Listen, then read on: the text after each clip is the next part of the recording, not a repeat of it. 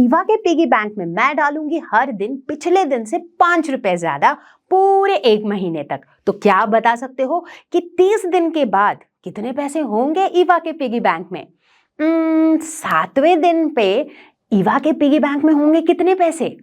ऐसे कई सवालों के जवाब मिलेंगे जैसे ही हम पढ़ेंगे अरिथमेटिक प्रोग्रेशंस, बोले तो एपी। हेलो एवरीवन, मुझे उम्मीद है कि आप सभी अच्छे हैं और आज मैं लेकर आई हूं क्लास 10 मैथ्स अरिथमेटिक प्रोग्रेशन, बोले तो एपी का वन शॉट वीडियो। हमेशा की तरह खत्म करेंगे इस पूरे लेसन को सिर्फ एक वीडियो में, और हमेशा की तरह सिर्फ इस एक वीडियो को देख के आपके कॉन्सेप्ट्स होंगे क्रिस्टल क्लियर। तो मैं हूं Roshni from learn hub, the free learning platform, जहां पर आप पढ़ सकते हो फिजिक्स, केमिस्ट्री, मैथ्स, बायोलॉजी, सब कुछ absolutely for free only at learnerhub.com। तैयार हैं सभी लोग? Let's get started.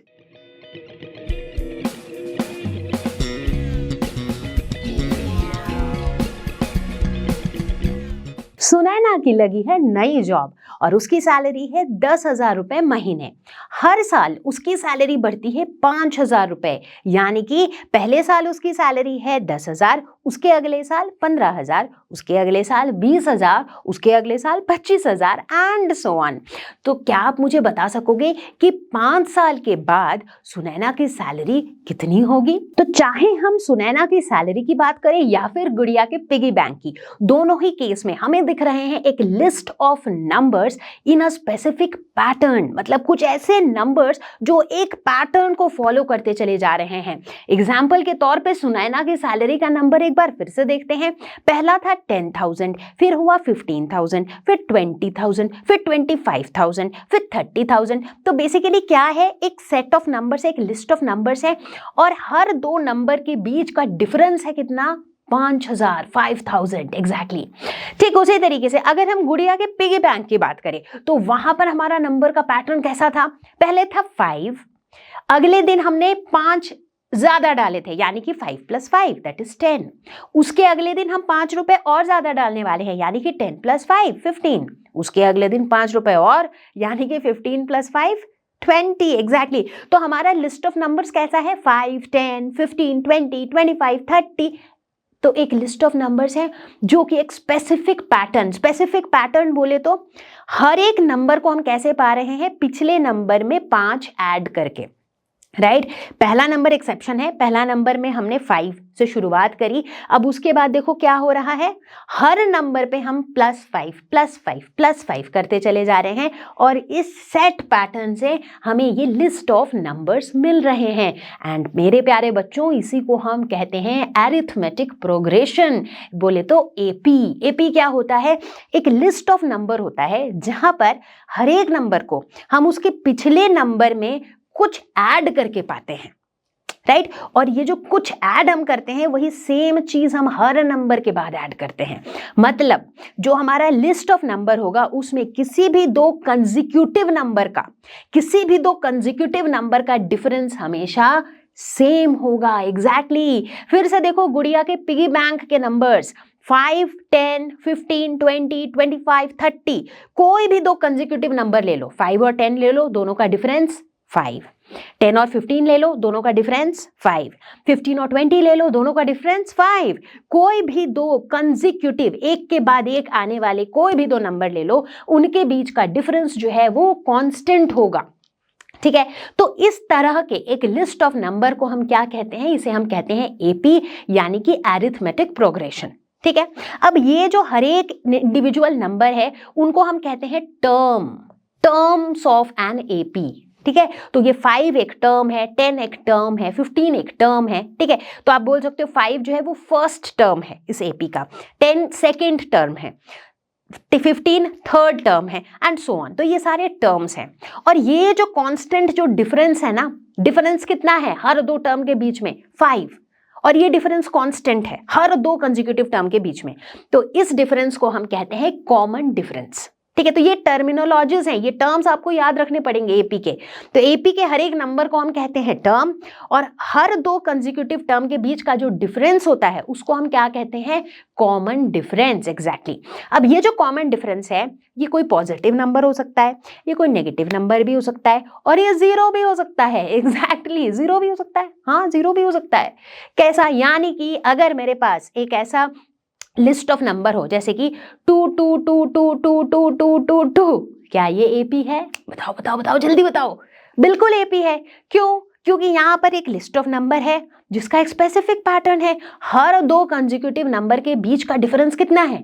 0, राइट। तो यानी कि ये एक एपी है जिसमें common difference is 0 exactly. Common difference कोई नेगेटिव नंबर भी हो सकता है, जैसे मान लो अगर मैं एक ऐसा लिस्ट ऑफ नंबर लिखती हूँ, से 10, 8, 6, 4, 2। अब इसमें देखो क्या हो रहा है, नंबर घटते जा रहे हैं, घटते जाए बढ़ते जाए बराबर रहे, हमें कोई मतलब नहीं है, बस डिफरेंस कांस्टेंट होना चाहिए। अब देखो 10 और 8 के बीच में डिफरेंस कितना है? -2। डिफरेंस कैसे निकालते हैं हम? Second term minus first term, ठीक है। अब उसी तरह से सेकेंड और थर्ड टर्म के बीच का डिफरेंस कितना है? -2 अगेन। थर्ड और फोर्थ टर्म के बीच का डिफरेंस कितना है? -2 अगेन, राइट। तो ये भी एक एपी है जहां पर कॉमन डिफरेंस क्या है? नेगेटिव है, वो भी चलता है, ठीक है। तो अब सबको समझ में आ गया कि एपी क्या होता है। जहां कहीं भी दिख जाए ऐसे नंबर के लिस्ट जहां पर हर दो कंसेक्यूटिव नंबर के बीच का डिफरेंस जो है वो बराबर है, तो उसे हम कहेंगे एपी। तो बच्चों, किसी भी अरिथमेटिक प्रोग्रेशन का जो जनरल फॉर्मेट होता है, जो जनरल फॉर्म होता है, वो कैसा होता है? a, a plus D, a plus 2d, a plus 3d। अब ये क्या है? कुछ भी नहीं है, जो मैंने अभी बोला था उसी का रिप्रेजेंटेशन है। a रिप्रेजेंट करता है फर्स्ट टर्म, a हमारा पहला टर्म है, और d रिप्रेजेंट करता है कॉमन डिफरेंस। अब जो पहला टर्म है वो अगर a है तो दूसरा टर्म तुम्हें कैसे मिलेगा? a में d ऐड करके, यानी कि a प्लस डी। तीसरा टर्म कैसे मिलेगा? सेकेंड टर्म में d और ऐड करके, यानी कि a प्लस डी के साथ एक और d, तो हो गया a प्लस 2d। चौथा टर्म कैसे मिलेगा? तीसरे टर्म में d ऐड करके, यानी कि a प्लस 2d के साथ एक और d, तो a प्लस 3d। तो इस तरीके से हमारा ये जनरल फॉर्म है एपी का। तो बच्चों, किसी भी एपी को आप निकाल सकते हो अगर आपको उसका पहला टर्म यानी कि a पता हो और उसका कॉमन डिफरेंस यानी कि d पता हो। बहुत सिंपल सी बात है। अगर a पता है और d पता है तो आप कोई भी पूरी की पूरी एपी निकाल सकते हो। फॉर एग्जाम्पल, मैंने बोल दिया कि पहला टर्म 21 है और कॉमन डिफरेंस है 4, तो क्या होगा? एपी। मजे से लिखेंगे, पहला टर्म है 21, अगला टर्म क्या होगा? 21 प्लस 4 बोले तो 25, उसका अगला टर्म क्या होगा? 25 प्लस 4 बोले तो 29, उसका अगला टर्म क्या होगा? 29 प्लस 4 बोले तो 33, एंड सो ऑन। तो इस तरीके से किसी भी एपी का अगर आपको पहला टर्म पता है और कॉमन डिफरेंस पता है तो बिंदास आप वो पूरा एपी लिख सकते हो।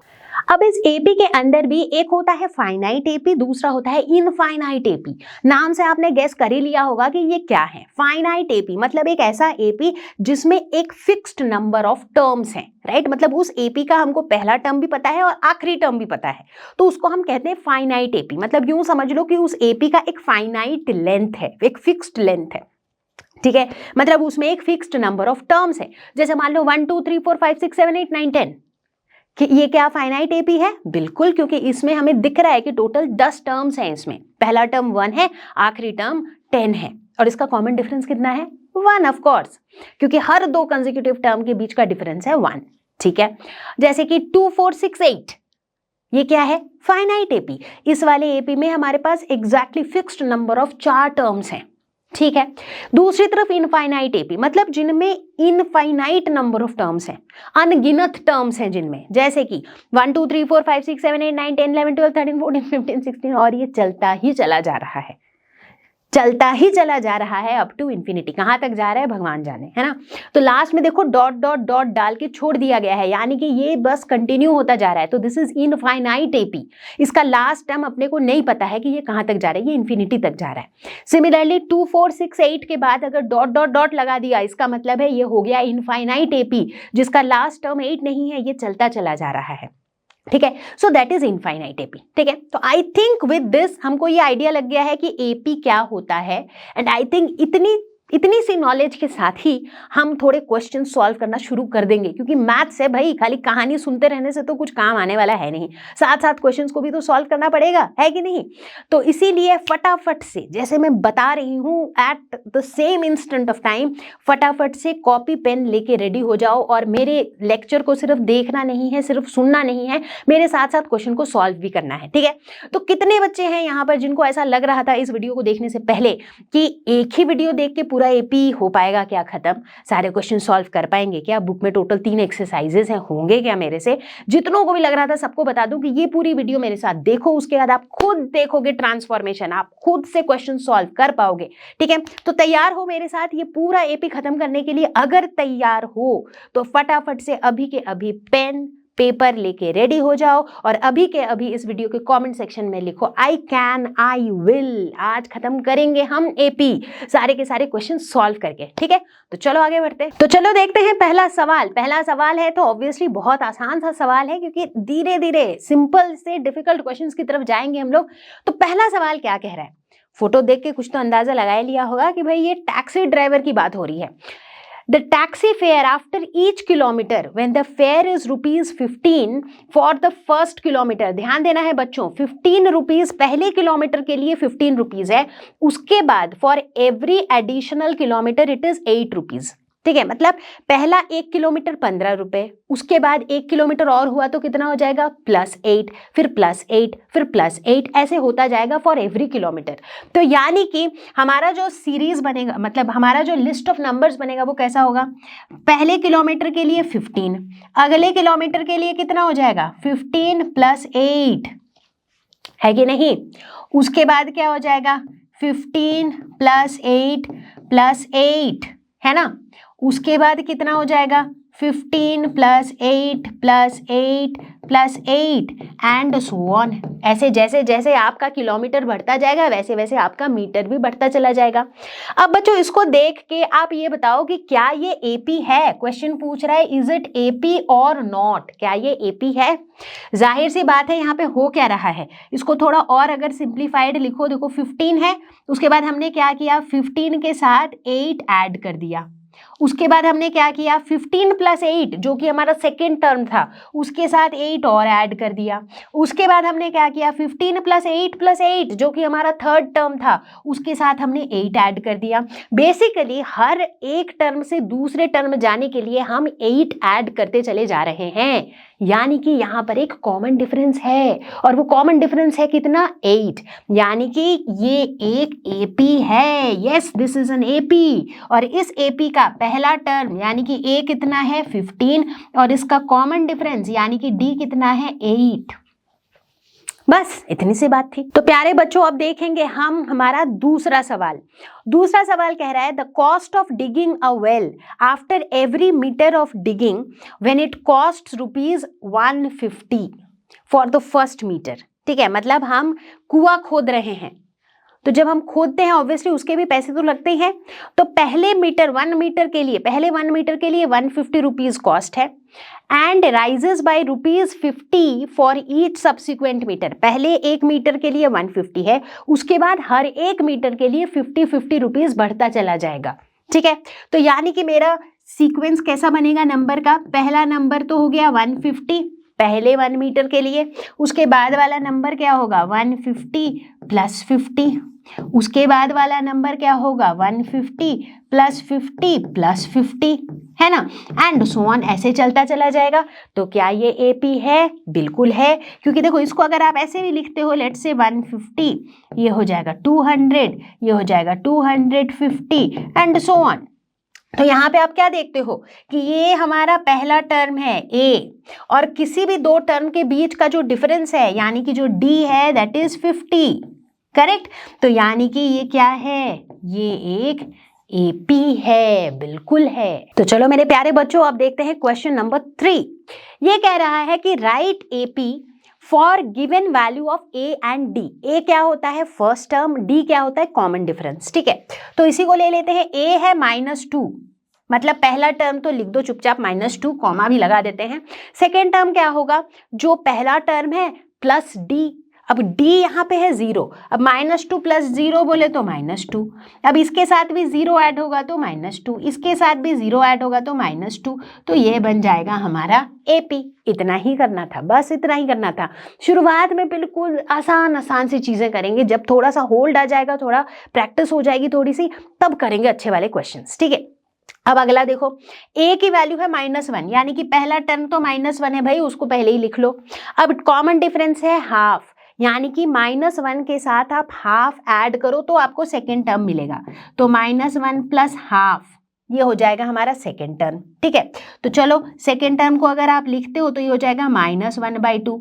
थर्ड टर्म क्या हो जाएगा, सेकेंड टर्म के साथ आप हाफ ऐड करो, तो सेकेंड टर्म था -1/2, उसके साथ +1/2 किया तो 0 हो गया। अब 0 के साथ 0 थर्ड टर्म हो गया। अब फोर्थ टर्म कैसे निकालोगे, 0 के साथ 1/2 ऐड करोगे तो ये हो जाएगा 1/2।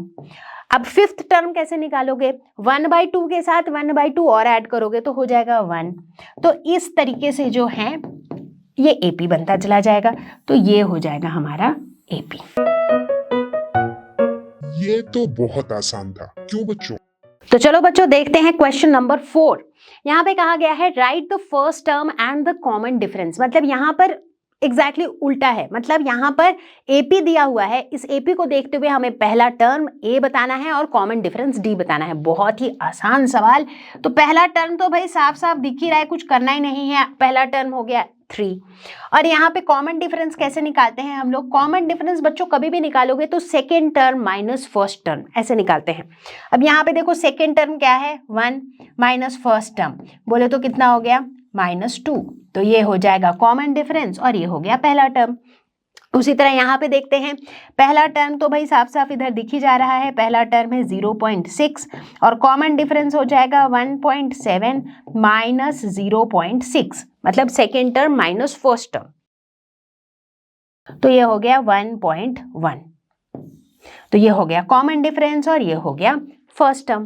तो चलो बच्चों अब देखते हैं क्वेश्चन नंबर 5। यहाँ पे पूछा जा रहा है राइट द नेक्स्ट 3 टर्म्स। यानी कि यहाँ पर कुछ ऐसे एपी दिए हुए हैं जिनके शुरुआत के टर्म्स तो दिए हुए हैं, बट हमें इसके आगे के 3 टर्म्स और बताने हैं। और मैंने आपको क्या बताया था बच्चों कि किसी भी एपी में अगर आपको 2 चीजें पता हो, जैसे ए और डी यानी कि फर्स्ट टर्म और कॉमन डिफरेंस, तो आप उस पूरी की पूरी एपी को लिख डालोगे। ठीक है ना।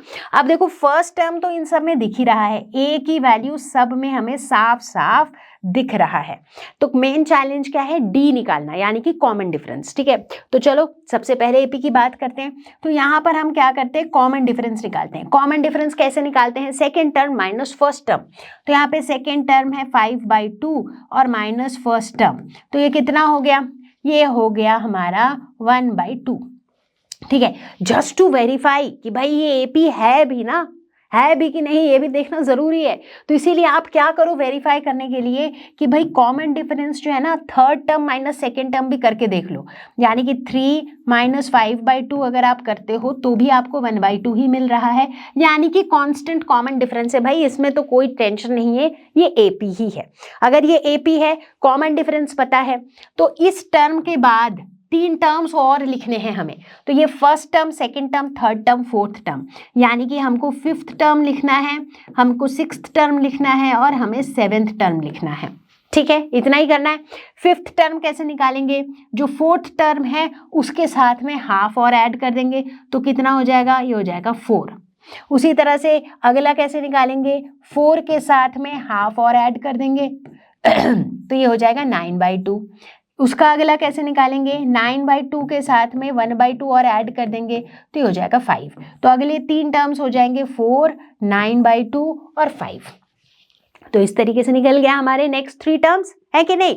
चलो अगला वाला देखते हैं। तो अब यहाँ पर फर्स्ट टर्म हमें पता है which is a. First term से खैर कुछ खास मतलब है भी नहीं, बस डी चाहिए। डी अगर पता चल गया तो ये आखिरी वाले टर्म के साथ वो डी को ऐड करेंगे तो अगला मिल जाएगा, उसके साथ डी और ऐड करेंगे उसका अगला मिल जाएगा। तो सिंपल है। तो डी कैसे निकालेंगे, डी के लिए हम लोग क्या करेंगे, second term minus first term. तो सेकेंड टर्म है 3 प्लस √/2 माइनस फर्स्ट टर्म है 3, तो यानी कि 3 और -3 कैंसिल हो जाएगा, ये हो जाएगा √/2। ठीक है, जस्ट टू वेरीफाई कि भाई √2 ही है ना कॉमन डिफरेंस, क्या करेंगे हम लोग, डी की वैल्यू एक बार third term minus second term करके देख लेते हैं। थर्ड टर्म क्या है 3 + 2√2 और सेकेंड टर्म है 3 + √2। तो थर्ड टर्म है 3 + 2√2 minus 3 minus √2 plus 3 minus 3 cancel हो गया, तो ये क्या हो जाएगा 2 माइनस 1, √2 को अगर हम कॉमन ले लेते हैं तो ये हो जाएगा 1√2 यानी कि √2। तो देखो दोनों ही केस में √2 आ रहा है, यानी कि भाई इसमें तो कोई डाउट नहीं है, √2 हमारा कॉमन डिफरेंस है। ठीक है, तो चलो अगला टर्म निकालते हैं। तो ये पहला टर्म, दूसरा, तीसरा, चौथा, मतलब कि A5, A6 और A7, ये 3 टर्म्स हमें निकालने हैं। कैसे निकालेंगे? देखो A5 फिफ्थ टर्म कैसे निकालेंगे? ये था हमारा फोर्थ टर्म के साथ √/2 ऐड कर दो। तो अब देखो ये जो दो है ना, इनमें से √2 कॉमन ले लो तो क्या हो जाएगा? 3 + 1, 3√2 + 1√2 क्या हो जाएगा? 4√2। तो यानी कि हमारा अगला टर्म हो गया 3 + 4√2। इसका अगला टर्म क्या हो जाएगा?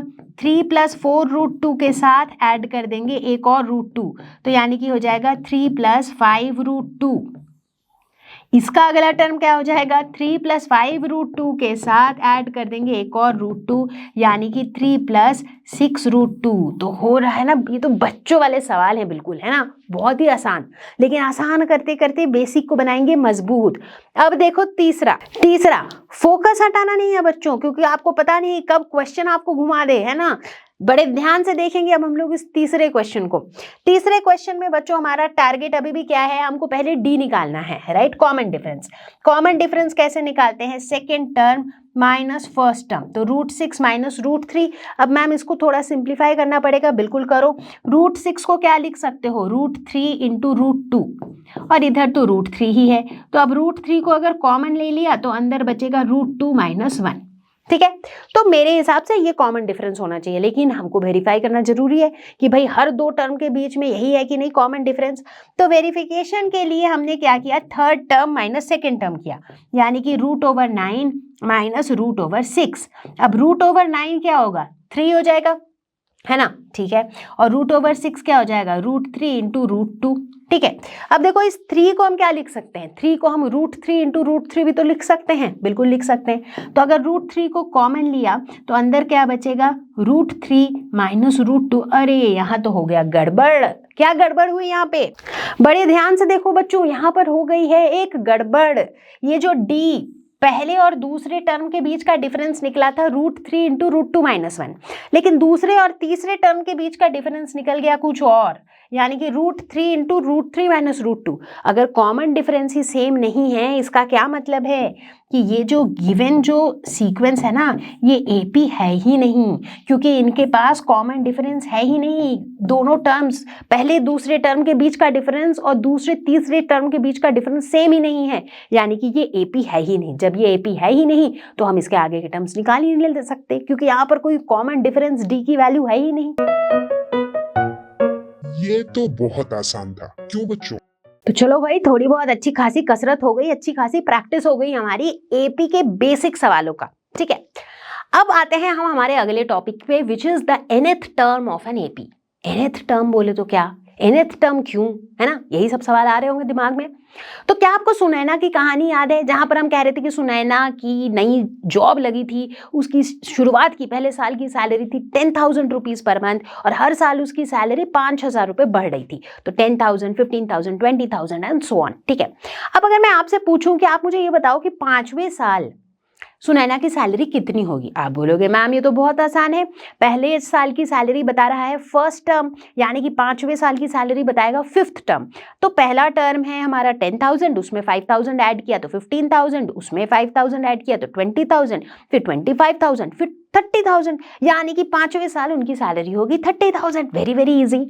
लेकिन यही अगर मैं ऐसे पूछ लूं कि मान लेते हैं सुनैना इसी कंपनी में, Sunaina is very loyal to the company, और सुनैना इसी कंपनी में रह जाती है 20 साल तक, तो आप मुझे ये बताओ कि 20th ईयर में उनकी सैलरी कितनी होगी? वैसे ये भी करना मुश्किल नहीं है, जस्ट दैट अब आपको 20 टर्म तक इसको लिखते रहना पड़ेगा, 5,000 जोड़ जोड़ के लिखते रहना पड़ेगा, है ना। नाउ थोड़ा सा ये मजा नहीं आ रहा है, राइट, हम मैथ्स पढ़ रहे हैं, ऐसे एक टर्म लिख के निकालेंगे क्या? अब ऐसा भी तो हो सकता है कि हम किसी ऐसी एपी की बात कर रहे हो जहां पर मैंने आपको पूछ दिया कि भाई इसका 100th टर्म बताओ, तो अब क्या आप 100th टर्म तक लिखते रहोगे उस एपी को? Not really. तो इसका मतलब अगर हमें किसी भी एपी का कोई भी एक टर्म निकालना हो तो हमारे पास कोई शॉर्टकट होना चाहिए, और वही शॉर्टकट है ये प्यारा सा सुंदर सा फॉर्मूला। तो एपी का nth टर्म बोले तो nth टर्म बताता है general term of an AP, मतलब उस एपी का कोई सा भी टर्म। तुम पहला टर्म भी इस फॉर्मूले से निकाल सकते हो, आखिरी टर्म भी निकाल सकते हो, 50th टर्म भी निकाल सकते हो, कोई सा भी टर्म निकाल सकते हो। तो an = a + n - 1 × d। अब मैं इस फॉर्मूले की डेरिवेशन पे नहीं जा रही हूँ बच्चों, डेरिवेशन आपकी बुक में दी हुई है, आप स्टेप्स देखोगे खुद ही समझ में आ जाएगा। मैं इसके एप्लीकेशन पे जा रही हूँ, क्योंकि एप्लीकेशन इज मोर क्रूशियल कि इसको आप अप्लाई कैसे करोगे अलग अलग प्रॉब्लम्स में, अलग अलग सिचुएशंस में, है ना। तो पहले फॉर्मूले को समझते हैं। a प्लस a मतलब हमारा पहला term plus n-1 into D. n क्या है, कौन सा वाला टर्म निकाल रहे हैं, अगर 5th टर्म निकाल रहे हैं तो n की वैल्यू 5 होगी, अगर 20th टर्म निकाल रहे हैं तो n की वैल्यू 20 होगी, 100th टर्म निकाल रहे हैं तो n की वैल्यू 100 होगी, और d क्या है, कॉमन डिफरेंस। ठीक है, तो हमारे पास क्या फॉर्मूला तैयार हुआ, सभी लोग लिखो लिखो लिखो, फटाफट लिखो, कॉपी में लिखो। an is equal to a plus n-1 into D. साथ ही साथ क्या आप सभी बच्चों को बिल्कुल ऑनेस्टी के साथ बताओ, ये जितने क्वेश्चंस मैंने अभी तक कराए थे आप लोगों ने किया था मेरे साथ साथ? बिल्कुल ऑनेस्टी के साथ बताना है, क्योंकि अगर कर नहीं रहे हो फिर मेरी कोई गारंटी नहीं है, बट अगर आप कर रहे हो तो मेरी पूरी गारंटी है कि एपी हो जाएगा क्रिस्टल क्लियर। तो फटाफट कमेंट में बताओ मुझे कि ये सारे क्वेश्चंस आपने मेरे साथ किए थे, यस या नो। ठीक है, चलो अब हम करेंगे नेक्स्ट सेट ऑफ क्वेश्चंस की प्रैक्टिस। तो यानी कि पेन पेपर लेके फिर से तैयार। अब हम लोग क्या करेंगे, nth टर्म ऑफ एपी, इसके ऊपर बेस्ड कुछ सवाल। तो सबसे पहले अपनी कॉपी में बड़े बड़े अक्षरों में लिख लो an is equal to a plus n-1 into D. 2 बार लिखोगे बस याद हो जाएगा फॉर्मूला, है ना। तो चलो आगे बढ़ते हैं। तो चलो बच्चों देखते हैं पहला सवाल। तो पहला सवाल, अब ये सवाल है nth टर्म वाले कॉन्सेप्ट के ऊपर बेस्ड। तो पहला सवाल पूछता है कि फाइंड 30th टर्म, यानी कि n की वैल्यू हो गई 30 of the AP 10, 7, 4 and so on. ठीक है, अब यहां से क्या पता चल रहा है कि A की वैल्यू है 10, और क्या पता चल रहा है D की वैल्यू क्या है, second term minus first term, यानी कि 7 माइनस 10 दैट इज -3। ठीक है, तो ये तीनों वैल्यूज मुझे पता चल गई। अब तो कुछ करने को बचा ही क्या, है ना। चुपचाप फॉर्मूले में डालेंगे। तो nth टर्म का फॉर्मूला लिखो, चलो मेरे साथ साथ आप भी लिखो। जैसे ही 2-3 बार फॉर्मूला लिखोगे तो फॉर्मूला याद हो जाएगा। nth टर्म क्या होता है, a plus n-1 into D. ठीक है, तो यहाँ पर मुझे निकालना है 30th टर्म, यानी कि a 30 निकालना है। तो ये हो जाएगा a that is 10 plus n-1 that is 30 minus 1 into D that is -3। तो इसको अगर सॉल्व करते हैं तो 10 माइनस 29 इंटू 3, तो ये हो जाएगा 10 माइनस, तो ये हो जाएगा -77। तो इसका मतलब है अगर हम इस एपी को लिखते चले जाएं तो इसका 30th टर्म की वैल्यू क्या हो जाएगी, -77। तो चलो देखते हैं क्वेश्चन नंबर 2, जहां पर पूछा गया है to find the missing terms in AP. मतलब ये एक एपी है, ये बता दिया गया है, इसके जो मिसिंग टर्म्स है, बीच बीच में जो डैश हैं, उन ब्लैंक्स को आपको फिल करने हैं। ठीक है, कैसे करेंगे, चलो इससे शुरुआत करते हैं। तो यहाँ पर हमें क्या पता है, ऐसे सोचो, पता क्या है, हमें पता है 2। अब बीच वाला टर्म पता नहीं है, मान लेते हैं कि ये x है, अभी के लिए मान लेते हैं सिर्फ। ठीक है, चलो मान लिया। तो इसका मतलब है अगर ये AP है तो पहले और दूसरे टर्म का जो डिफरेंस है वो बराबर होगा तीसरे और दूसरे टर्म के डिफरेंस के साथ, है कि नहीं, होगा, बिल्कुल होगा। यानी कि x माइनस 2 जो है ये क्या है, कॉमन डिफरेंस है, और 26 माइनस x जो है ये भी कॉमन डिफरेंस है। तो ये दोनों को बराबर होना चाहिए। अगर ये दोनों बराबर है, x को एक साइड ले लो, इधर हो जाएगा x प्लस एक्स और इधर हो जाएगा 26 प्लस 2, यानी कि इधर हो जाएगा 2x is equal to 28, which means x की वैल्यू कितनी हो जाएगी, 14। तो यानी कि यहाँ पर x की वैल्यू क्या हो जाएगी, 14। बस हो गया हमारा आंसर, सिंपल था, ग्रेट।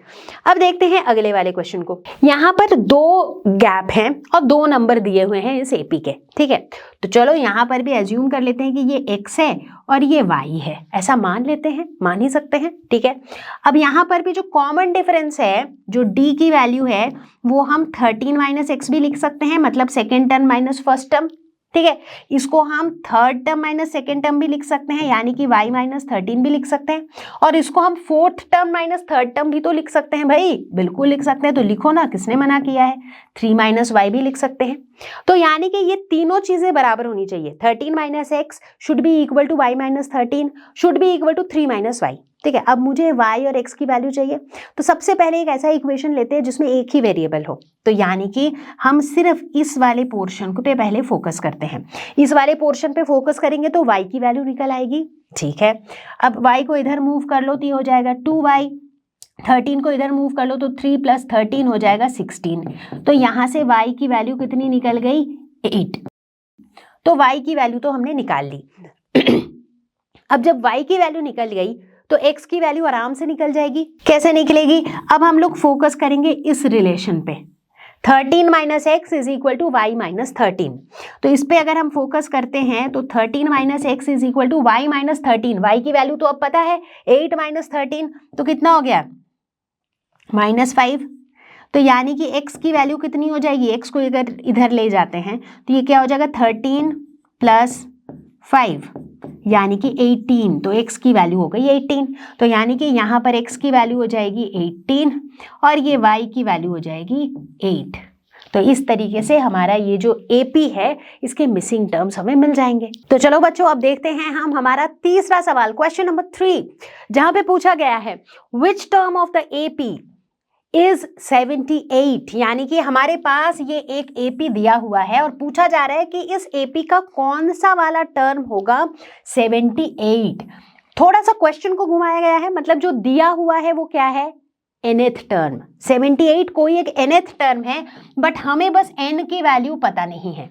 nth टर्म 78 है, 78 इस AP का कोई ना कोई टर्म है, वो हमें पता है। कौन सा वाला टर्म है वो आपको निकालना है, ठीक है? तो n की वैल्यू निकालनी है। अब इस AP से देखो हमें a की वैल्यू पता है विच इज 3, ठीक है? d की वैल्यू क्या हो जाएगी? Second term minus first term, तो d की वैल्यू हो जाएगी 8 - 3 दैट इज 5, ठीक है? तो बस बचा क्या? कुछ खास नहीं। an का फॉर्मूला लिखो, फटाफट से खुद से लिखो, a + n - 1 × d। अब यहाँ पर an की वैल्यू है 78, a की वैल्यू है 3, n की वैल्यू पता नहीं और d की वैल्यू है 5। 3 को अगर हम इधर ले आते हैं तो 78 - 3 हो जाएगा 75 which is equal to n - 1 × 5 यानी कि 5n - 5।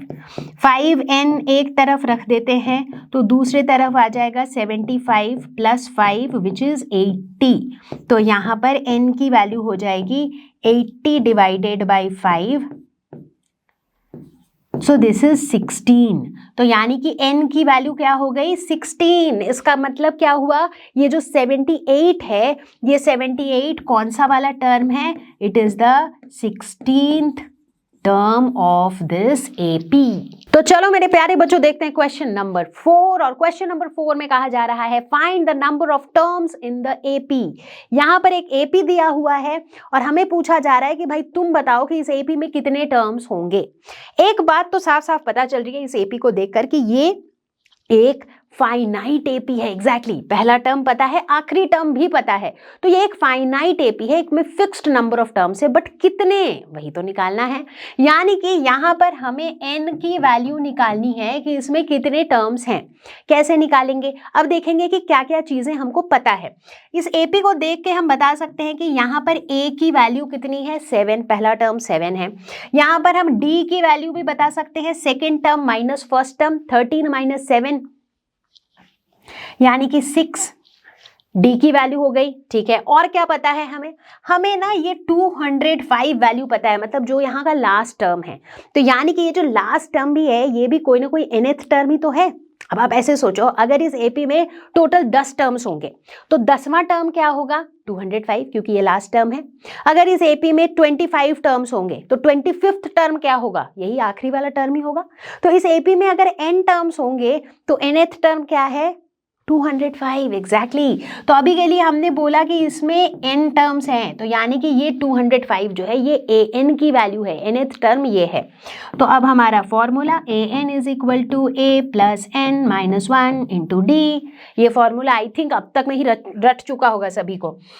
an की वैल्यू है 205, a की वैल्यू है 7 प्लस n की वैल्यू पता नहीं, d की वैल्यू है 6। तो अब इसको अगर हम सॉल्व करें तो 205 इज इक्वल टू 7 + 6n - 6। अब यहाँ पर 6n को एक तरफ रख लेते हैं तो दूसरी तरफ हो जाएगा 205 - 7 + 6। अब यहाँ से हम n की वैल्यू क्या निकालेंगे? अब यहाँ से देखो 205 + 6 हो जाएगा 211 - 7। तो 211 - 7 करेंगे तो ये हो जाएगा 204। इधर 6n था तो ये 6 भी आ जाएगा यहाँ पे। तो ये हो जाएगा 6 3 ज़ा 18 और 6 4 ज़ा 24, यानी कि n की वैल्यू कितनी आ गई 34, राइट। यानी कि इस वाले एपी में टोटल कितने टर्म्स हैं 34 टर्म है और 34th टर्म की वैल्यू कितनी है 205। क्वेश्चन नंबर 5 यहां पर पूछा जा रहा है check whether -150 is a term of the given AP. यहां पर एक एपी दिया हुआ है 11852। पूछा ये जा रहा है कि -150 क्या इस एपी का कोई एक नंबर होगा, कोई एक टर्म होगा। ये कैसे बताएं? मान लेते हैं कि होगा, मान लेते हैं, सिर्फ माना है, अभी बताया नहीं है कि होगा। मान लेते हैं कि ये इसका एक टर्म है, लेट अस से कि ये इसका nth टर्म है, बस माना है अभी, लेट ऐसा हमने एज्यूम किया कि मान लेते हैं -150 जो है ये इस एपी का nth टर्म है विच इज an कैसे निकालते हैं? मुझे तो लग रहा है कि अब मैं फॉर्मूला बेकार ही लिख रही हूँ क्योंकि बच्चों को तो मैम रट चुका है ना। a + n - 1 × d। अब मैंने मान लिया है कि an की वैल्यू है -50, so this is equal to a की वैल्यू कितनी है, पहला टर्म है 11 प्लस n - 1 और d क्या है, common difference 8 - 11, second term minus first term तो -3। ठीक है, अब देखो इस पूरे चीज में मुझे n की वैल्यू पता नहीं है, तो अब मेरा लॉजिक क्या है कि मैं n की वैल्यू निकालूंगी। अगर तो मुझे n की कोई एक प्रॉपर होल नंबर वैल्यू मिल जाती है, यानी कि 5 10 20 25 कोई भी एक होल नंबर में वैल्यू मिल जाती है, इसका मतलब है ये जो -150 है ये वाकई में इसका एक टर्म है, राइट। मान लो अगर, लेकिन अगर n की वैल्यू मान लो कि 3/2 आ जाती है, अब 3/2th टर्म तो कुछ होगा नहीं, राइट। टर्म जो है वो या तो फर्स्ट टर्म होगा नहीं तो सेकेंड टर्म होगा, डेर टर्म तो कुछ होगा नहीं।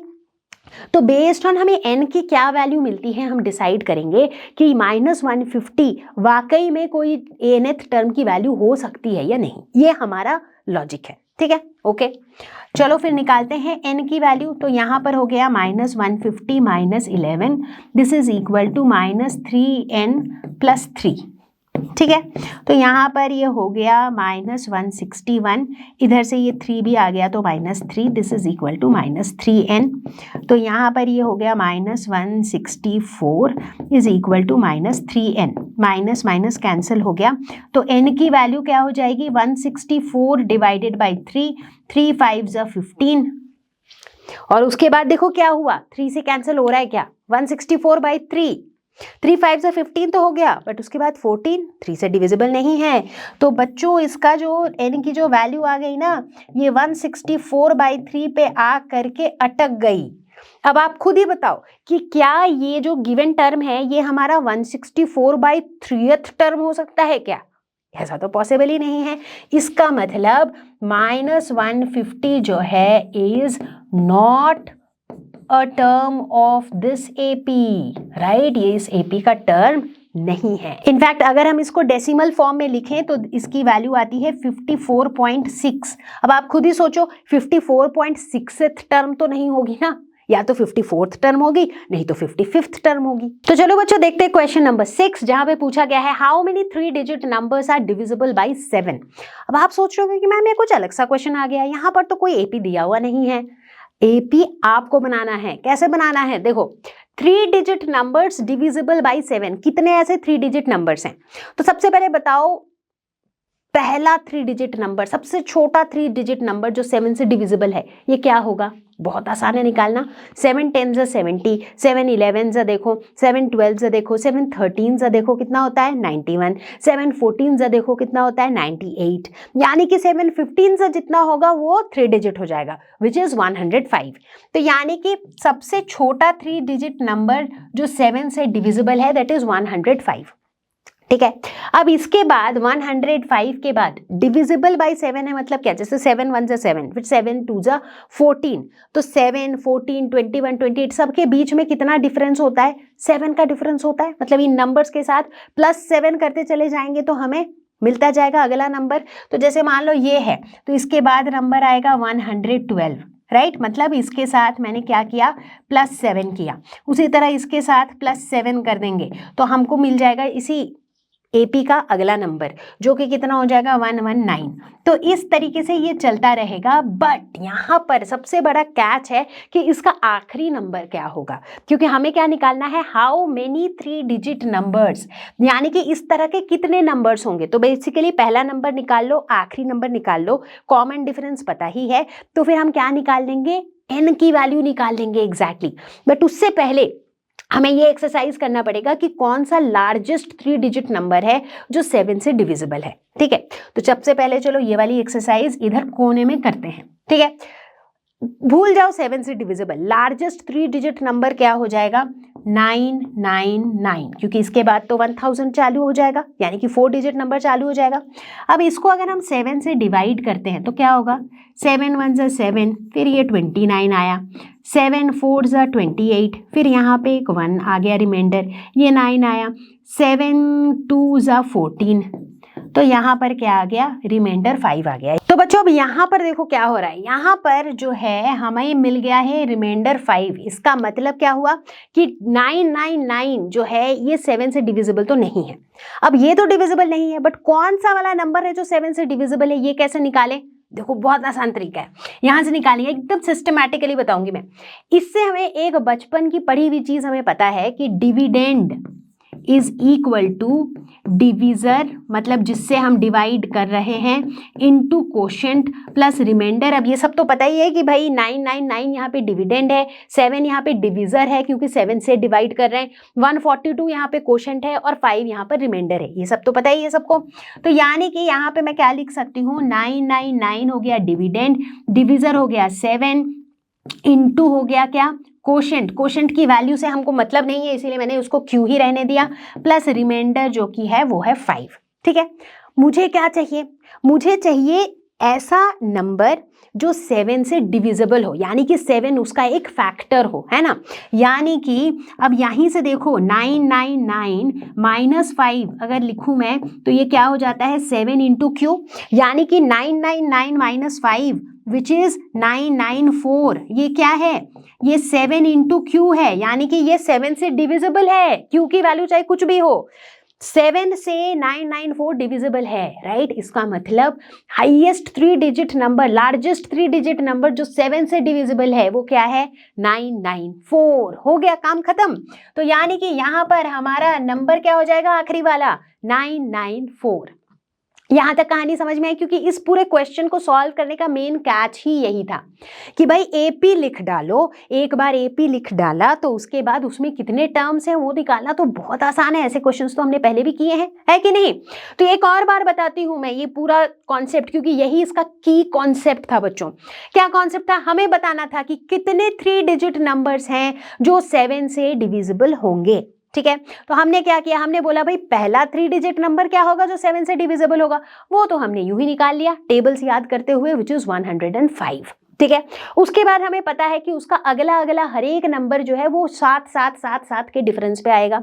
बट आखिरी नंबर क्या होगा वो हमारा चैलेंज था। हमने क्या किया, जो लार्जेस्ट पॉसिबल 3 डिजिट नंबर है उसको 7 से डिवाइड कर डाला और देखा कि भाई उसमें तो कुछ रिमाइंडर आ रहा है। बट हमें क्या चाहिए, एक ऐसा नंबर चाहिए जो 3 डिजिट लार्जेस्ट नंबर हो जिसका रिमाइंडर आए 0, है ना। तो हमने ये लॉजिक लगाया, तो इस नंबर में से हमने इस रिमाइंडर को सब्ट्रैक्ट कर दिया। बेसिकली 999 में से रिमाइंडर को सब्ट्रैक्ट कर दिया, तो हमें एक ऐसा नंबर मिल गया जो 7 से डिविजिबल है, और वो हो गया हमारा largest 3 digit number which is divisible by 7। ठीक है, इस तरह से हमने इस एपी को बना लिया। बट ये तो अभी तक हमारी आधी कहानी हुई, लेकिन कहानी का जो मेन पार्ट था ना वो हमने कर डाला है। ठीक है, तो अब हमें मिल गया है हमारा सुंदर सा एक एपी। ठीक है, जिस एपी का पहला टर्म क्या है, ए है 105, जिसका डी है 7, जिसका nth टर्म है 994। अब मुझे निकालना है n की वैल्यू, ये भी मुझे सॉल्व करके देना होगा। तो यहाँ पे क्या हो जाएगा, an is equal to a plus n minus 1 into D. इसी फॉर्मूले में पुट करेंगे जहाँ an की वैल्यू हो जाएगी 994 इज इक्वल टू a की वैल्यू हो जाएगी 105 प्लस n की वैल्यू पता नहीं और d की वैल्यू है 7। अब इस इक्वेशन को सॉल्व करने के लिए मेरी हेल्प की ज़रूरत है, होनी तो नहीं चाहिए। तो इसीलिए ये मैं दे देती हूँ आपको होमवर्क, इसको आप सॉल्व करो। जब सॉल्व करोगे तो आपकी n की वैल्यू आ जाएगी 128, यानी कि ऐसे 128 टर्म्स होंगे इस एपी में, विच मीन्स कि ऐसे 128 नंबर्स होंगे जो 3 डिजिट नंबर्स हैं और जो 7 से डिविजिबल हैं। तो चलो मेरे प्यारे बच्चों, शुरू करते हैं क्वेश्चन नंबर 7। ढेर सारे क्वेश्चन सॉल्व करेंगे ताकि कॉन्सेप्ट सच में हो जाए क्रिस्टल क्लियर, ठीक है ना। तो अब तक हमने इतने क्वेश्चन सॉल्व कर लिए कि मुझे लगता है कि ये क्वेश्चन आप खुद से भी ट्राई कर सकते हो और शायद खुद से मेरे से पहले सॉल्व कर लो, क्योंकि मैं तो समझाते हुए सॉल्व करूंगी, आपको तो बस फटाफट सॉल्व करना है। तो चलो रेस लगाते हैं, आप भी सॉल्व करो, मैं भी सॉल्व करती हूँ, देखते हैं कौन पहले सॉल्व करता है। क्वेश्चन क्या कह रहा है, for what value of n are the nth terms of 2 APs equal. यहाँ पर 2 AP दिए हुए हैं, एक AP रहा ये, दूसरा AP रहा ये, और बोला गया है n की कौन सी वैल्यू के लिए दोनों का nth टर्म बराबर होगा। ठीक है, तो चलो इस AP का nth टर्म an क्या हो जाएगा, a जो कि 63 है plus n minus 1 into D, D यहाँ पे क्या हो जाएगा, second term minus first term, 65 minus 63 that is 2। ठीक है, तो ये क्या हो जाएगा, an की वैल्यू यहाँ पे हो जाएगी 63 प्लस 2n माइनस 2, यानी कि 63 minus 2 that is 61 plus 2n, ये हो जाएगा nth टर्म यहाँ पर इस वाले एपी के लिए।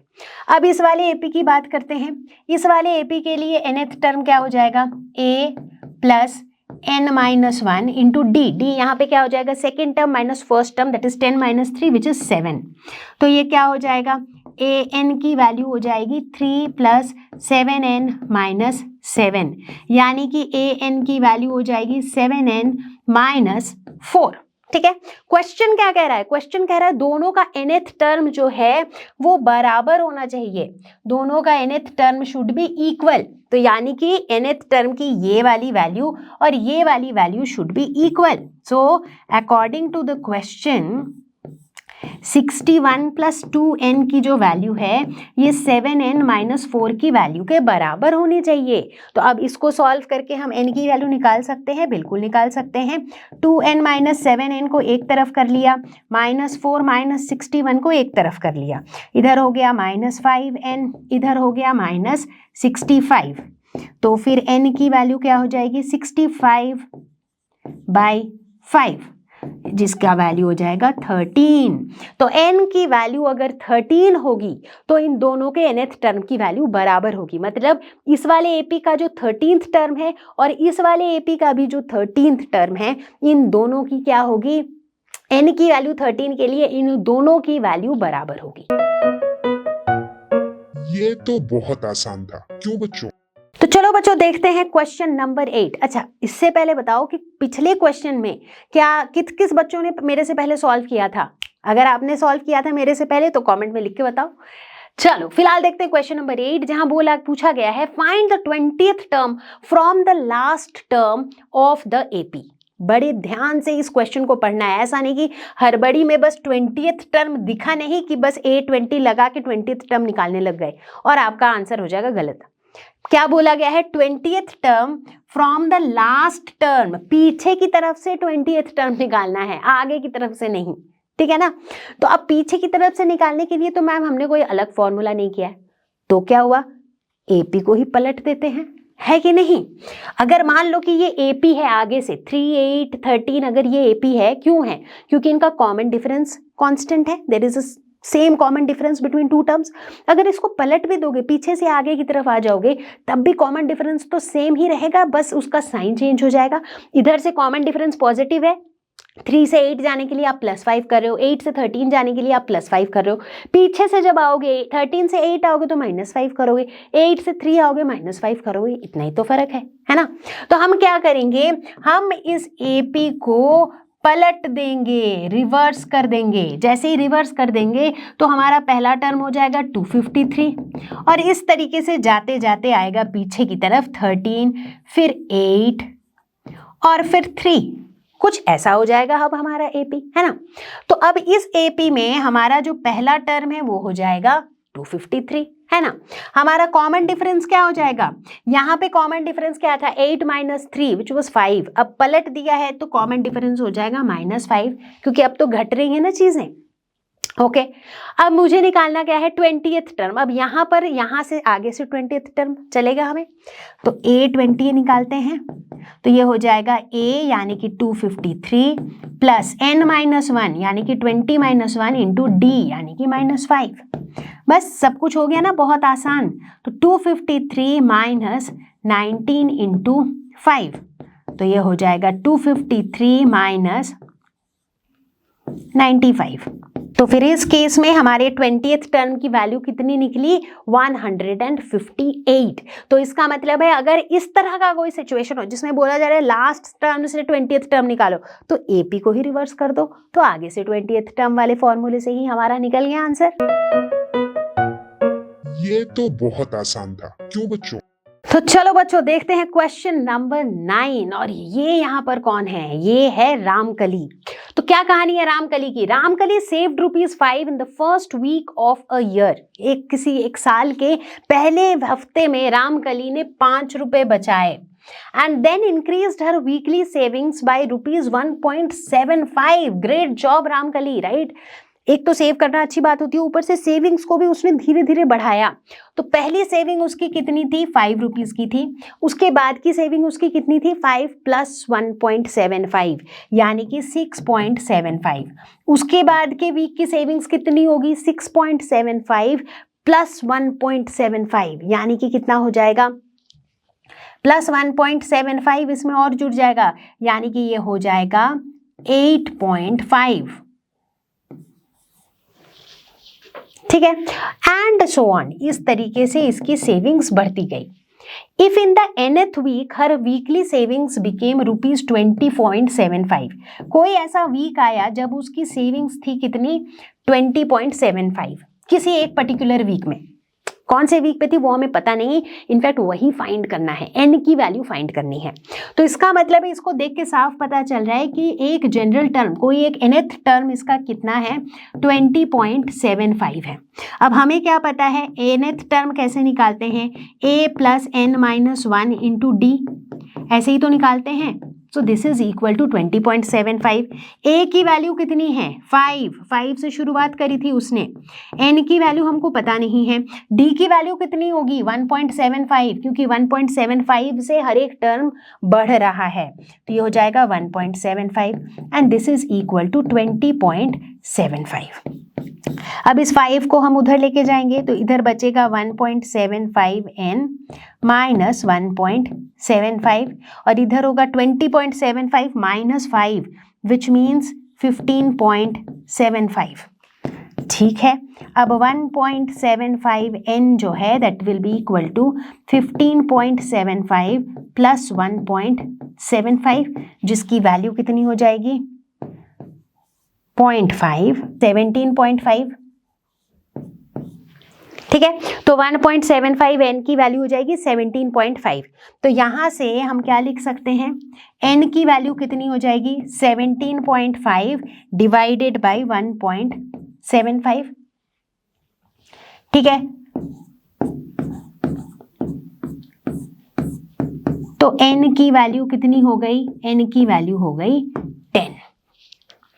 कुछ कॉम्प्लिकेटेड था, कॉम्प्लिकेटेड तो कुछ भी नहीं था, एग्जैक्टली वही कहानी थी, बस इसको कहानी से घुमाया गया था। बहुत बार क्या होता है जैसे ही वर्ड प्रॉब्लम आता है ना कि कोई स्टोरी होती है कि भाई इसने ये सेविंग किया, इस महीने इतना बढ़ा उतना बढ़ा, तो कई बार बच्चे ब्लैंक हो जाते हैं, वो उस एपी को बना ही नहीं पाते हैं। इसीलिए आपने देखा होगा शुरुआत में जब हमने क्वेश्चन करने शुरू किए थे तो सबसे पहले मैंने सिखाया था कि एपी को बनाएंगे कैसे, एक स्टोरी को समझ के, एक सिचुएशन को समझ के एपी बनेगा कैसे। एक बार एपी बन गया उसके बाद तो सिर्फ फॉर्मूला का खेल है, राइट।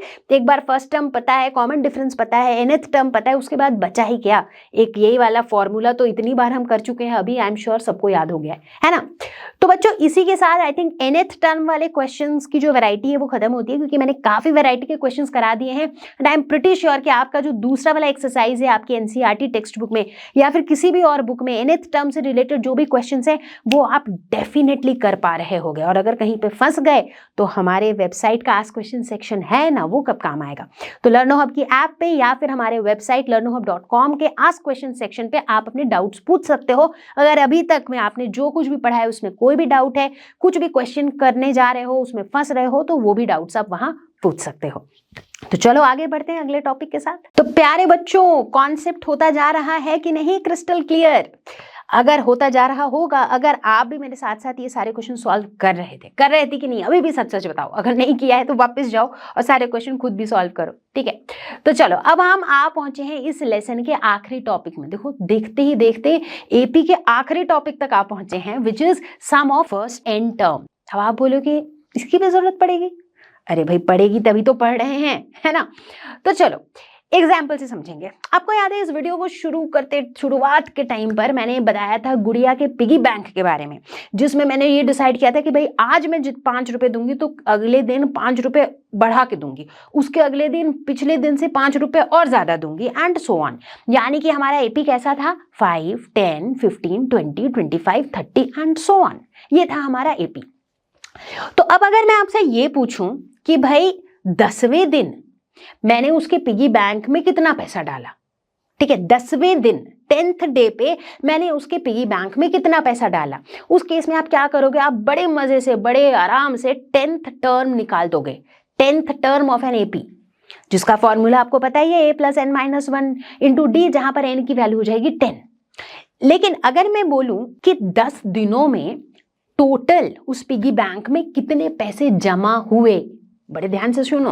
अब मैं ये नहीं पूछ रही हूँ कि 10वें दिन पे मैंने कितने पैसे डाले, मैं पूछ रही हूँ कि इन 10 दिनों में पहले दिन जो डाला वो भी पिगी बैंक के अंदर है, दूसरे दिन जो डाला वो भी पिगी बैंक के अंदर है, तीसरे दिन जो डाला वो भी पिगी बैंक के अंदर है। तो इस तरीके से 10 दिन तक में जो टोटल पैसा था वो कितना हुआ, अगर मैं ये पूछ रही हूँ, इसका मतलब मैं आपको क्या करने के लिए बोल रही हूँ? मैं आपको बोल रही हूँ ये जो टर्म्स है ना, शुरू के जो 10 टर्म्स हैं, इनको ऐड करो। 5 + 10 + 15 + 20 + 25 + 30, ऐसे करते करते शुरू के 10 टर्म्स को अगर आप ऐड करोगे तो आपको पता चलेगा कि 10 दिन में टोटल पिगी बैंक में कितने पैसे हुए। और इसी को हम क्या कहते हैं? Sum of n terms in an AP. एक एपी के अंदर कोई भी कितने भी नंबर ऑफ टर्म्स को अगर हमको सम करना है, 10 टर्म्स का सम, 20 टर्म्स का सम, तो सम हम कैसे करते हैं? अब इस तरीके से ऐड करना तो काफी टीडियस है, प्रैक्टिकली पॉसिबल भी नहीं है। तो इसके लिए भी आ जाता है एक प्यारा सा सुंदर सा फॉर्मूला, जिसे हम कहते हैं SN। SN डिनोट करता है सम ऑफ n टर्म्स, और फॉर्मूला होता है n/2 into 2a + n-1 into D. ठीक है, देखो फॉर्मूला थोड़ा सा nth टर्म से मिलता जुलता है, वहां पर a + n-1 इंटू डी था, यहाँ पर 2a + n-1 इंटू डी है, और इसके बाहर एक n/2 भी है। ठीक है, अब इस फॉर्मूला को भी आपको याद करना होगा ताकि आप इसको फटाफट क्वेश्चंस में अप्लाई कर सको। डेरिवेशन में अगेन मैं नहीं जा रही हूं। अच्छा, सम ऑफ फर्स्ट n टर्म्स निकालने का एक तरीका और होता है। जैसे कभी कभी क्या होता है, अब देखो ये फॉर्मूला लगाने के लिए आपको क्या क्या पता होना चाहिए कि कितने नंबर ऑफ टर्म्स का सम निकाल रहे हो, तो n की वैल्यू पता होनी चाहिए, फर्स्ट टर्म a पता होना चाहिए, और कॉमन डिफरेंस d पता होना चाहिए। कभी कभी आपके सामने ऐसे सिचुएशन भी आ सकते हैं जहां पर आपको सिर्फ 2 ही बातें पता है, वो है फर्स्ट टर्म, लास्ट टर्म और नंबर ऑफ टर्म्स। मतलब आपको ये नहीं पता है कि कॉमन डिफरेंस कितना है, आपको सिर्फ ये बताया गया है कि एक एपी है जिसका पहला टर्म है 2, आखिरी टर्म है 20। ठीक है, अब ये नहीं पता कि 2 के बाद 4 आएगा, 4 के बाद 6 आएगा, 6 के बाद 8 आएगा, ऐसे करके 20 आएगा लास्ट में, या फिर 2 के बाद सीधा 10 आएगा और 10 के बाद सीधा 20 आएगा। वो हमें पता नहीं, क्योंकि हमें कॉमन डिफरेंस पता नहीं है। राइट, हमें सिर्फ पता है पहला टर्म 2 है, आखिरी टर्म 20 है, और हमें टोटल नंबर ऑफ टर्म्स पता है। अगर कभी ऐसी सिचुएशन आए तो वहां पर instead of trying to find out common difference, पहले हम सीधा सीधा ये फॉर्मूला लगा सकते हैं, which is n/2 into a + l। a first term है और l लास्ट टर्म है। ठीक है, तो ये 2 हमारे पास ऑल्टरनेटिव फॉर्मूले हैं sum of first n terms निकालने के लिए। अब इनको यूज कैसे करते हैं ये तो आपको तभी पता चलेगा ना बच्चों, जब आप क्वेश्चन सॉल्व करोगे। सिर्फ फॉर्मूला रट के तो आज तक ना किसी का कुछ हुआ है ना आगे कुछ होगा, है ना। तो चलो तैयार हो आप लोग पहले की तरह, क्योंकि अब तक तो हमने काफी क्वेश्चन ऑलरेडी सॉल्व किए हैं, and I hope that you are in full जोश आगे के क्वेश्चंस भी सॉल्व करने के लिए। तो चलो फटाफट से करते हैं आगे के क्वेश्चंस भी सॉल्व। पहला सवाल हमेशा कैसा होता है, सुपर इजी, सुपर सिंपल, है ना। तो पहला सवाल क्या पूछ रहा है, एकदम straightforward, find the sum of the following AP, मतलब एक एपी दिया हुआ है, इसका सम निकालो। करना क्या है, कुछ भी नहीं, फॉर्मूले में डालना है यार। तो यहाँ पे क्या है, हमारा फॉर्मूला क्या था, सम ऑफ n टर्म्स का फॉर्मूला क्या बताया था मैंने, n/2 2a plus n-1 into D. ठीक है, यही था हमारा फॉर्मूला। ओके, अब यहाँ पे देखो क्या क्या चीजें हमें दी हुई हैं, अप टू 12 टर्म्स, यानी कि 12 जो है ये n की वैल्यू हो गई, है ना। तो यहाँ पर लिख लेंगे 12/2, 2 इंटू ए की वैल्यू क्या हो जाएगी, फर्स्ट टर्म साफ साफ दिख रहा है -37, तो 2 into -37 plus n-1, 12 - 1 that is 11 into D की वैल्यू क्या हो जाएगी, second term minus first term, minus minus plus होगा, तो 37 माइनस 33 कितना हो गया, 4 हो गया। तो यहाँ पर ये हो जाएगा इंटू 4, तो ये हो गया 6, तो यहाँ पर ये 6 हो गया, अंदर हो जाएगा -74 प्लस 44। ठीक है, तो ये हो गया 6 into -30, so this is equal to -180। तो ये हो जाएगा हमारा सीधा साधा प्यारा सा आंसर, है ना। तो अब ये जो फॉर्मूला है, इस फॉर्मूले को बच्चों जितनी बार प्रैक्टिस करते रहोगे उतनी ही जल्दी ये याद हो जाएगा, क्योंकि इसके बिना कुछ भी कर पाना क्या है, मुश्किल है। तो चलो मेरे प्यारे बच्चों देखते हैं क्वेश्चन नंबर 2। यहाँ पे कहा गया है how many terms of the AP must be taken to give a sum of 636, यानी कि इस एपी का सम यहाँ पे दिया हुआ है, एसएन की वैल्यू दी हुई है, हमें क्या निकालना है, हाउ मेनी टर्म्स, यानी कि हमें एन की वैल्यू यहाँ पे निकालनी है। ठीक है, तो बस थोड़ा सा क्वेश्चन को घुमा दिया गया है, जहाँ पे एसएन की वैल्यू है, एन की वैल्यू निकालनी है। ठीक है, पिछले क्वेश्चन में एन की वैल्यू थी, हमने एसएन की वैल्यू निकाली थी। तो अब एसएन का फॉर्मूला बताओ, फटाफट से सब अपनी अपनी कॉपी में लिखो, n/2 into 2a plus n-1 into D, और ये वैल्यू कितनी है, 636। ठीक है, इस 2 को अगर हम उधर भेज दें तो यहाँ पर क्या रहेगा, अंदर 2 इंटू ए की वैल्यू कितनी है, 9, यानी कि 2 into 9 plus n-1 into D की वैल्यू कितनी हो जाएगी, 17 - 9 that will be equal to 8, and this is equal to, ये वाला 2 इधर आ जाएगा तो ये हो जाएगा 1272। ठीक है, अब देखो ये n है, अंदर हो जाएगा 18 plus 8n minus 8, this is equal to 1272। ठीक है, अब ये अंदर में से हम क्या निकाल सकते हैं, हम 2 को कॉमन ले सकते हैं। तो लेट अस सपोज हमने 2 कॉमन ले लिया, तो ये 2n आ गया, तो अंदर हो गया 9, 4n minus 4, so this is equal to 1272। अब ये 2 से इसको हम कैंसिल कर सकते हैं, तो ये वापस से हो गया 636। ठीक है, अब क्या होगा, अब क्या बचा यहाँ पे है 9n plus 4n square minus 4n, this is equal to 636। ठीक है, यहाँ पे क्या हुआ, 4n square, 9n minus 4n कितना हो जाएगा, 5n, सो प्लस 5n, 636 को भी अगर इधर ले आते हैं तो माइनस 636 इज इक्वल टू 0। तो प्यारे बच्चों यहाँ पर हमें क्या मिल गया है, हमें चाहिए क्या, हमें n की वैल्यू चाहिए। फिलहाल क्या मिल गया, एक क्वाड्रेटिक इक्वेशन मिल गया, है ना। अब देखो ये तो एक ऐसा क्वेश्चन हो गया जहाँ पे हमारे दोनों चैप्टर साथ में मिल गए, फ्यूजन हो गया, फ्यूजन वाला क्वेश्चन है। क्वाड्रेटिक इक्वेशन कैसे सॉल्व करते हैं, बहुत सारे तरीके हैं, मिड टर्म स्प्लिटिंग से भी करते हैं, फैक्टराइजेशन से भी करते हैं, और डिस्क्रिमिनांट से भी करते हैं, राइट, क्वाड्रेटिक फॉर्मूला से भी करते हैं। तो यहाँ पर हम सीधा सीधा क्वाड्रेटिक फॉर्मूला से निकाल लेंगे इसकी वैल्यू। क्या होता था क्वाड्रेटिक फॉर्मूला, देखो वो क्वाड्रेटिक इक्वेशन वाला चैप्टर भी रिवाइज हो जा रहा है अपना, है ना। तो अब देखो यहाँ पर क्वाड्रेटिक फॉर्मूला अगर हम यूज करते हैं तो क्वाड्रेटिक फॉर्मूला के हिसाब से n की वैल्यू क्या हो जाएगी, -b plus minus √b² minus 4ac divided by 2a। याद आ रहा है ये फॉर्मूला, √b² माइनस 4ac को हम क्या कहते थे, डिस्क्रिमिनांट, है ना। तो यहाँ पर क्या हो जाएगा, यहाँ पर b की वैल्यू कितनी है, a की वैल्यू है 4, b की वैल्यू है 5 और c की वैल्यू यहाँ पर है -636। ठीक है, तो चलो वैल्यूज निकालते हैं। तो यहाँ पर n की वैल्यू क्या हो जाएगी, -b that is -5 plus minus root over b square बोले तो 5 5 ज़ा 25 -4 into a that is 4 into 4 into 636 -636, तो इसको प्लस कर देते हैं तो into 636 divided by 2 into a that is 2 into 4 which is 8। ठीक है, तो इसका मतलब n की दो वैल्यूज निकल सकती हैं, एक तो -5 प्लस रूट ओवर ये पूरी वैल्यू, तो रूट ओवर ये पूरी वैल्यू इज 10201 डिवाइडेड बाई 8। ठीक है, और एक n की दूसरी वैल्यू हो सकती है -5 minus root over 10201 divided by 8। तो n की क्या क्या वैल्यू हो रही है, एक वैल्यू हो सकती है, अब देखो ये जो रूट ओवर है इसकी वैल्यू हो जाएगी 101, तो n की वैल्यू -5 प्लस 101 बाई 8, ये एक पॉसिबल वैल्यू है। दूसरी पॉसिबल वैल्यू है -5 माइनस 101 बाई 8। अब देखो n की वैल्यू यहाँ से कितनी निकल के आ रही है, यहाँ से निकल के आएगी 96 बाई 8। ठीक है, तो इससे n की वैल्यू आ जाएगी 12। ठीक है, तो एक तरफ n की वैल्यू आ गई 12, दूसरे तरफ n की वैल्यू क्या आ जाएगी -106 बाई 8। ठीक है, अब आप खुद देखो, इसको अगर आप करोगे ना तो आपको कोई होल नंबर नहीं मिलेगा, राइट, क्योंकि एंड एनीवेज होल नंबर मिले या ना मिले n की वैल्यू नेगेटिव हो सकती है क्या, n की वैल्यू नेगेटिव तो नहीं हो सकती कि भाई कितने नंबर थे, -5 नंबर थे, ऐसा तो नहीं हो सकता।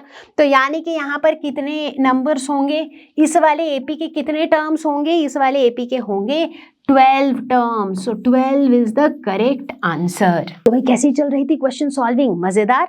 तो एक और छोटी सी बात मैं बता देती हूँ इससे पहले कि हम आगे के क्वेश्चंस में कंटिन्यू करें। कभी कभी ऐसी भी जरूरत आपको पड़ सकती है कि आपको कोई nth टर्म निकालनी हो और आपको पता है कि sum of the n terms क्या है, तो आप कैसे सिचुएशन को मैनेज करोगे। मान लो हमारे पास एक एपी है 2 4 6 8 10। ठीक है, 2 पहला टर्म है, कॉमन डिफरेंस भी 2 है, टोटल नंबर ऑफ टर्म्स 5 है, आखिरी टर्म है 10। ठीक है, ये हमारे पास एक सिंपल सा एग्जांपल लिया। अब मान लो अगर इस एपी में, मतलब यहाँ पर तो मैंने एपी को लिख रखा है, बट मान लो मैं कहती हूँ कि अगर इस एपी में आपको ये बोला जाए कि भाई जो 5th टर्म है, इस 5th टर्म को सम ऑफ द टर्म्स के फॉर्म में कैसे लिख सकते हैं, तो आप आराम से बोल सकते हो कि 5th टर्म अगर मुझे निकालना हो तो हम क्या कर सकते हैं, पांचों टर्म्स का सम ले लो, उसमें से 4 टर्म्स के सम को माइनस कर दो। समझ में आया, ऊपर से गया, कोई बात नहीं, मैं समझाती हूँ। मान लो कि ये जो 5th टर्म है ना, जो कि यहाँ पे 10 है, मान लो आपको पता नहीं है, ठीक है, लेकिन आपको ये पता है कि ये जो पांचों टर्म्स है ना, इनका सम क्या है वो आपको पता है। तो अगर आपको वो पता है, अभी के लिए ना ये जो लास्ट का जो 5th टर्म है जो 10 है उसको मैं x कर देती हूँ, x हो गया ये। ठीक है, अब देखो अगर इस x की वैल्यू निकालनी है, अगर आपको इन सारे टर्म्स का सम पता है, मतलब सम ऑफ 5 टर्म्स आपको पता है, उसमें से अगर आप सम ऑफ 4 टर्म्स सब्ट्रैक्ट कर दोगे तो क्या बचेगा, आखिरी का टर्म बचेगा ना, 5th टर्म बचेगा, राइट। तो यानी कि कभी भी अगर आपको nth टर्म निकालनी हो तो आप ऐसे भी निकाल सकते हो कि sum of all the n terms minus sum of n-1 terms. मतलब जिस टर्म को निकालना है, एक तो पूरा सम उस टर्म को लेते हुए उसमें से उस टर्म को छोड़ के जो बाकी पूरा सम है उसको सब्ट्रैक्ट कर दो। जब बाकी पूरा को उसमें से सब्ट्रैक्ट कर दोगे तो बचेगा क्या, वही वाला टर्म बचेगा, तो nth टर्म की वैल्यू निकल आएगी। बात समझ में आई। फिर से देखो, इसी वाले एग्जाम्पल में अगर मैं आपको बोलूं कि आपको 4th टर्म निकालना है, अरे भाई अब 4th टर्म को कर दो गायब, 4th वाला टर्म गायब हो गया, 5th वाले टर्म में अब आ गया है 10, बट 4th वाले में जो 8 जो था वो 8 अब x हो गया है। अगर हमको इसकी वैल्यू निकालनी है तो हम क्या कर सकते हैं, सम ऑफ द 4 टर्म्स, यहाँ पर 5th टर्म का कोई काम नहीं है, मुझे कौन सा टर्म निकालना है, 4th टर्म।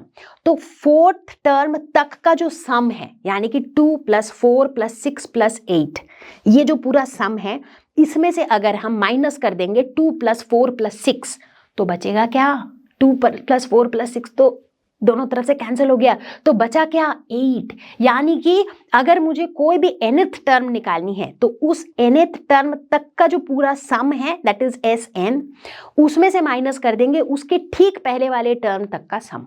तो इस तरीके से भी हम nth टर्म को सम ऑफ n टर्म्स के फॉर्म में लिख सकते हैं, क्योंकि अलग अलग तरह के क्वेश्चन होते हैं। कुछ कुछ क्वेश्चन में सम ऑफ द n टर्म्स दिया होता है और आपको कोई nth टर्म निकालना होता है। तो इसीलिए आपकी जानकारी के लिए मैंने ये रिलेशनशिप को भी अलग से बता दिया। तो चलो क्वेश्चंस कंटिन्यू करते हैं। तो सभी तैयार क्वेश्चन नंबर 3 के लिए। क्वेश्चन कह रहा है show that a1 a2 a3 a4 an form an AP where an is defined as an is equal to 3 plus 4n। ये सवाल अचानक से बड़ा आसान सा सवाल आ गया, नहीं? लेकिन कोई नहीं, आसान सवाल, मुश्किल सवाल, हर तरह के सवाल करने की हमको आदत होनी चाहिए। तो अगर an की ये वैल्यू है, अब देखो इससे हम पहला टर्म निकाल सकते हैं। पहला टर्म मतलब n की वैल्यू 1, तो a1 की वैल्यू क्या हो जाएगी 3 plus 4 into 1 that is equal to 7। दूसरा टर्म क्या हो जाएगा a2 3 plus 4 into 2, 4 2 is 8 plus 3 that is 11। a3 तीसरा टर्म क्या हो जाएगा 3 plus 4 into 3 12 plus 3 15।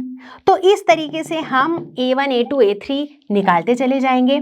तो उस केस में जो बनेगा AP हमारा वो क्या बनेगा 7 11 15 एंड सो ऑन।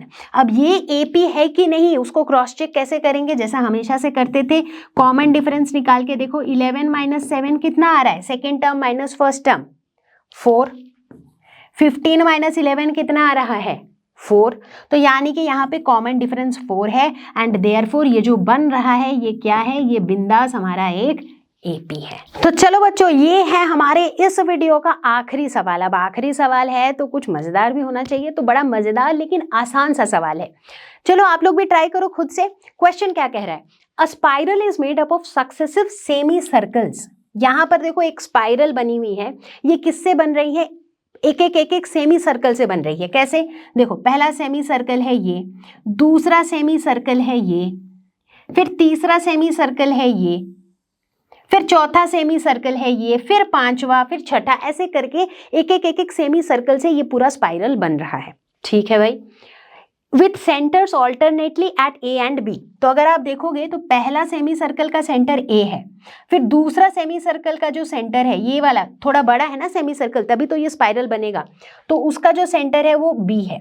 अब इसके बाद जो फिर से बड़ा वाला बना उसका सेंटर वापस से ए है, फिर उससे बड़ा जो बना उसका सेंटर वापस से बी है। मतलब ए को सेंटर मानते हुए सेमी सर्कल्स बन रहे, ऑल्टरनेटली बी को सेंटर मानते हुए भी सेमी सर्कल्स बन रहे हैं, और इस तरीके से ये पूरा स्पाइरल बन रहा है। ठीक है, अब यहाँ बोला गया है कि ये जो सेमी सर्कल्स है ना, इनके जो रेडियाई हैं वो है 0.5 centimetre, 1 centimetre, 1.5 centimetre, 2 centimetre and so on. मतलब जो पहला बना इसका रेडियस जो है वो कितना है 0.5 सेंटीमीटर। उसके बाद जो अगला बना सेमी सर्कल ये वाला, उसका जो ये रेडियस है वो कितना हो गया 1 सेंटीमीटर। उसके बाद जो तीसरा बना उसका जो ये वाला रेडियस है वो कितना हो गया 1.5 सेंटीमीटर एंड सो ऑन। तो जैसे जैसे सेमी सर्कल, ये स्पाइरल क्यों बन रहा है, क्योंकि हर सेमी सर्कल का जो रेडियस है वो बढ़ता चला जा रहा है। और अब अगर इसको बड़े ध्यान से देखो 0.5 फिर 1 फिर 1.5 फिर 2, तो यहाँ से क्या पैटर्न दिख रहा है मेरे प्यारे बच्चों, यहाँ से पैटर्न दिख रहा है कि भाई ये तो एपी में है कि नहीं। एक सीक्वेंस है नंबर्स का जिनका डिफरेंस बड़ा सेम है। कितना डिफरेंस है 0.5 का डिफरेंस है, राइट। 0.5 पे 0.5 और ऐड करोगे तो 1 मिल जाएगा, राइट।